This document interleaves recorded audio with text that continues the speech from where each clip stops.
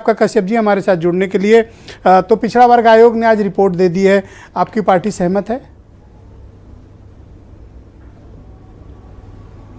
देखिए, रिपोर्ट दे दी है। अब रिपोर्ट के तो क्या दिया है, और रिपोर्ट पिछड़ा वर्ग आयोग जो आयोग निष्पक्षता और स्वतंत्र संस्था है, उस आयोग की बीजेपी ने हालात क्या बना दी, उनको जूते उतार के जाना पड़ा।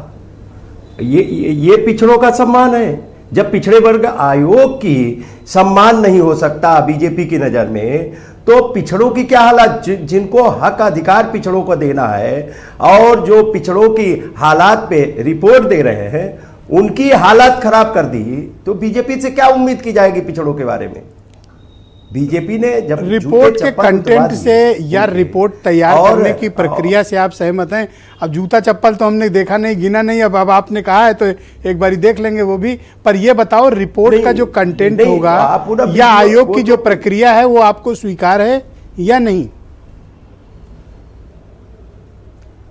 नहीं, देखिए, आयोग की प्रक्रिया या रिपोर्ट है, रिपोर्ट तो जब सार्वजनिक होगी तब चीज़ें आएंगी सामने।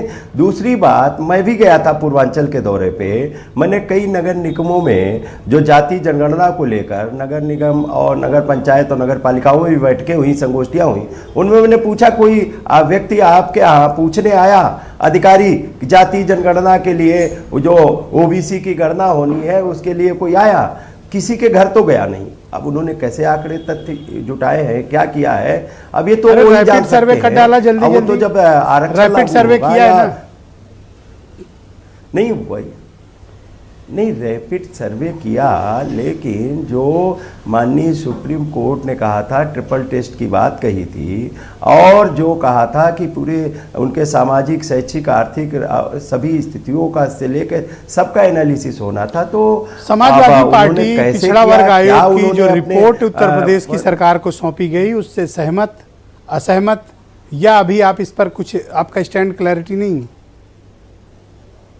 नहीं, रिपोर्ट तो जब सार्वजनिक होगी, या रिपोर्ट जब पॉलिटिकल पार्टियों को भी दी जाए, तभी तो कोई बता सकता है क्या उन्होंने क्या लेकिन आपको रिपोर्ट तैयार किए जाने की प्रक्रिया आपको ट्रांसपेरेंट लगती? नहीं, ट्रांसपेरेंट क्या, किसी प्रक्रिया में मैंने तो खुद कहा स्वयं कि कहीं कोई पूछने तो कर्मचारी गया नहीं, न कोई किसी कर्मचारी किसी के दरवाजे गया पूछने। और क्या आधार था उनका ये आंकड़े जुटाने का?